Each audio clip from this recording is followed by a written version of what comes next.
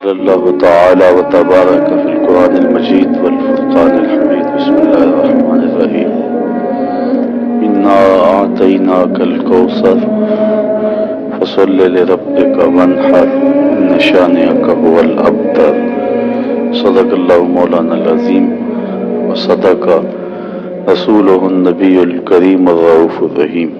حمد و صلاۃ کے بعد عالی مرتبت ذی وقار علماء کرام حضرات سامعین، السلام علیکم ورحمۃ اللہ وبرکاتہ۔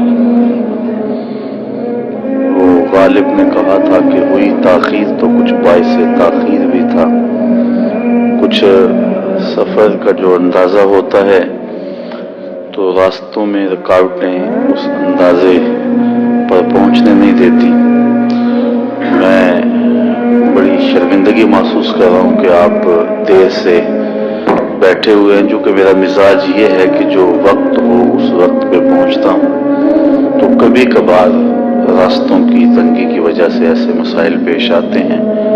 بہرحال جو چند لمحے ہمیں میسر ہیں، میں اس تھوڑے وقت میں کچھ باتیں ضرور آپ تک کرنا چاہوں گا۔ اللہ میری زبان پر کلمۃ الحق جاری فرمائے۔ میں نے قرآن مجید کی ایک مختصر سورۃ الکوثر کی تلاوت آپ کے سامنے کرنے کا شرف پایا ہے۔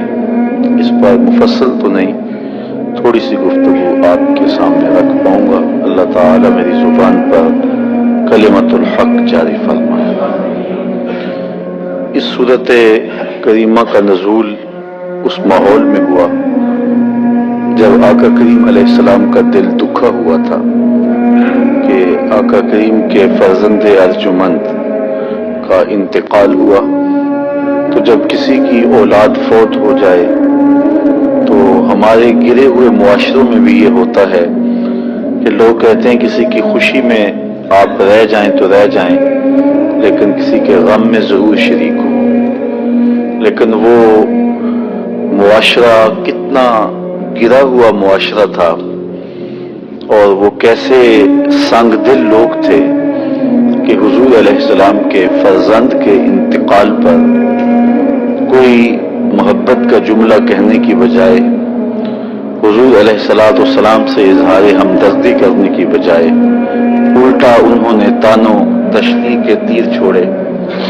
اور آس بن وائل نامی ایک شخص نے بڑی دریدہ دہنی کرتے ہوئے کہا کہ معاذ اللہ یہ ابتر ہو گئے ہیں، ان کی اولاد نرینہ نہیں رہی، بندے کا نام اولاد کے ساتھ باقی رہتا ہے تو اب ان کا نام کوئی نہیں لے گا، اور میرے 4 بیٹے ہیں اور کڑیل جوان ہیں، تو میرا نام باقی رہے گا، ان کا نام باقی نہیں رہے گا۔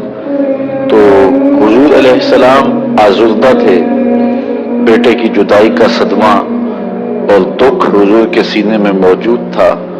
تو ان رشتہ داروں، ان برادری والوں اور اہالیان مکہ کی جانب سے جو رویے حضور نے دیکھے تو حضور کا دل بہت زیادہ دکھ گیا، اور آقا کریم بے چین ہو گئے، مضطرب ہو گئے۔ بیٹے کی جدائی کا دکھ اور پھر دشمنوں کی تانا زنی۔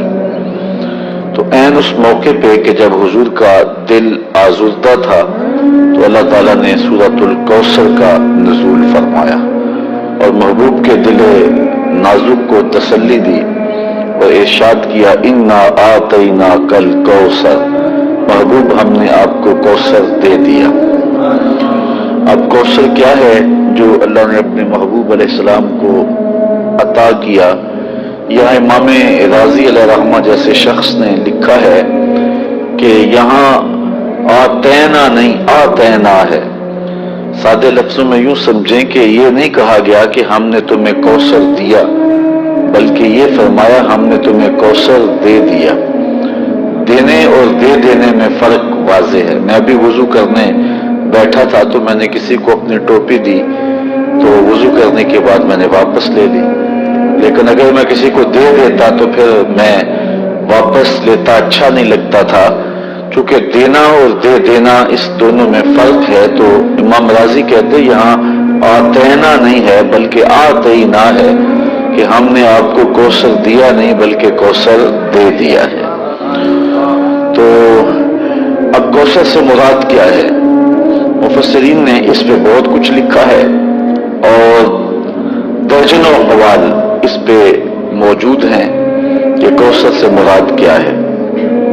بعض نے کہا کہ کوثر سے مراد نہر کوثر ہے اور یہ جنت کی ایک خاص نہر ہے جو حضور کو خاص طور پہ اعزانی کی گئی، اور آقا کریم علیہ السلام کو معراج کی شب اس کا مشاہدہ بھی کروایا گیا۔ حضور نے جب اس نہر میں ہاتھ ڈالا تو اس کی جو ریت تھی وہ خالص کستوری کی تھی، دودھ سے زیادہ سفید اور شہد سے زیادہ میٹھا اور برف سے زیادہ ٹھنڈا اس کا پانی ہے۔ تو اس سے نہر کوثر مراد ہے، جس کے اندر بختی اونٹوں کی گردنوں کے برابر پرندے تیرتے ہیں جو جنتیوں کی غذا بھی بنیں گے۔ دوسرا قول یہ ہے کہ کوثر سے مراد حوض کوثر ہے، جو نہر کوثر کا یا منبع ہے اور یا نہر کوثر اس حوض میں آ کر کے گرتی ہے، اور قیامت کے دن حضور علیہ السلام اپنے غلاموں کو اس کوثر سے جام شیریں پلائیں گے، اور 50,000 سال کا دن ہے، اور جس کو ایک مرتبہ حضور کے ہاتھ سے وہ کوثر کا جام مل گیا، 50,000 سال کے طویل اور لمبے دن میں اس کو دوبارہ پیاس نہیں لگے گی۔ حضور علیہ السلام نے ارشاد فرمایا انا فرطکم علی الحوض، میں حوض کوثر پہ تمہارا فرط بن کے جا رہا ہوں۔ یہ لفظ آپ نے سنا ہے اور آپ اس سے آشنا ہیں۔ جب چھوٹے بچے کا جنازہ پڑھتے ہیں تو اس میں یہ لفظ بولتے ہیں اللہم اجعل لنا فرطا، یا بچی ہو تو کہتے ہیں اللہم اجعل لنا فرطا، اے اللہ اس بچی کو ہمارے لیے فرط بنا دے، ذخیرہ آخرت کر دے۔ فرط کیا ہے؟ آج کل تو بسوں کا سفر ہے، ٹرینیں چل رہی ہیں اور ہواؤں میں فراٹے بھرتے ہوئے جہاز ہیں۔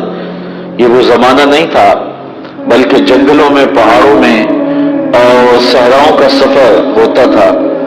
تو قافلوں نے دوپہر کے وقت شدت کی گرمی میں اور رات کو آرام بھی کرنا ہوتا تھا، تو جب قافلے کے پڑاؤ کا وقت قریب آ جاتا تو قافلے سے ہی کچھ لوگ بچھڑ کے تھوڑا آگے چلے جاتے تاکہ کوئی شجر سایہ دار تلاش کر لیں اور اس کے نیچے کوئی جھاڑیاں، کوئی کانٹے ہوں تو ان کو کاٹ دیں، تاکہ تھکا ہوا قافلہ جب پہنچے تو اس کو اپنی جگہ کی تیاری خود نہ کرنی پڑے۔